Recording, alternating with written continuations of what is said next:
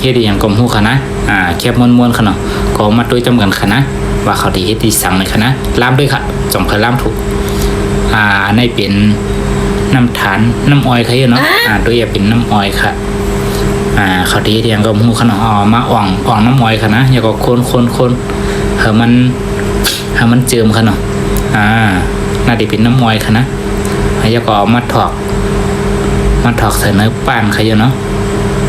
แอบถอกอะไรกั้มค่ะเนาะเป็นลายทาไว้ค่ะนะมาใส่เนื้อ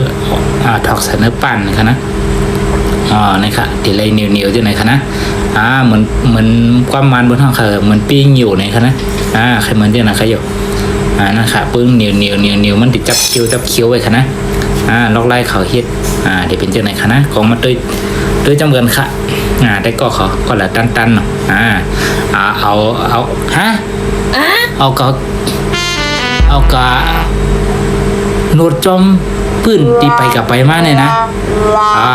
สุกสักอะค่ะฮัลโหลคนไปก็ให้แกงใส่ทวงให้ก่อนนะให้แกงใส่ทวงให้ก่อนกล้วยน่ะมันเป็นนักกลางเฮือนค่ะนั่นนะถูกับจอมปื้นเอากระป้ายไว้เหนือเสาที่มันเหนียวเนาะดอกลายมันค่ะนะขาเขาตือหันนี่ด้วยค่ะนะสาวซื้อ5ใครเหมือนกันด้วยเนาะกล้องดำกล้องเหลืองสาวนั่นค่ะนะเสาเฮือนนี่ค่ะนะด้วยห้อยเสามาบนลำไหมเนาะนั่นค่ะถูกับจอมกลางเฮือนกลางหันจอมตีนางตีนอนเจ้าหนังด้วยขนาดทุกค่ะแล้วคนก็คนใส่นะคนใส่ถั่วดินใครอยู่เนาะถั่วลีน่ายางกลมหูเขาเนาะเป็นแคบเขาเฮ็ดเป็นแคบม้วนๆให้นะเขาเนาะเฮ็ดเป็นตุลุงอย่าก็มันโนดให้นะขนาดโนดสลอถั่วลีนเขาเนาะคาเปียกจะว่าอีหางมันเอาเฮ็ดกลางเฮือนี่จอมปืนที่เบิ่นไปกับไปมานะคะนะไล่เฮ็ดเขาหมดเสือเตียวนะเอาปืนไว้นั่นแท้อัลโลสุกสักมรกลกินเดะเผาที่ได้กินนี่มั้งค่ะโดยไล่เฮ็ดเฮ็ดถึงมันเปียถูเสือกลางเฮือนนี่นะคะนะไปกับไปมาสวัสดีเขาก็เสือทวงตีนอยู่ค่ะเนาะเขากุ้ยน่ะจองได้เสือตาสีเรียมพวกคณะในเฮ็ดขี้แบบเสือกลมหูเนาะ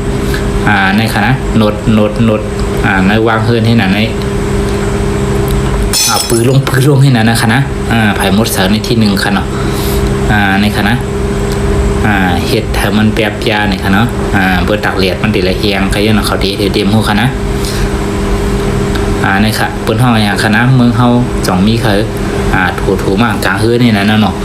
คนกินเดี๋ยวพวกคณะคนเฮ็ดนี่โอเคเนาะคนเฮ็ดเนี่ยมันเลยกินกันเลยนะคนกินเนี่ยหันคารุเนาะนี่ค่ะที่เป็นเคียบจังไหนคณะแต่ก็แล้วสนใจคลิปจังไหนในคณะก็อย่าลืมกดติดตามกดไลค์กดแชร์ปั่นแห้งใจกันป้าในคณะก็ติดตามไปค่ะที่มีคลิปสนุกสนานจังไหนมาเนบกันกูวันในคณะ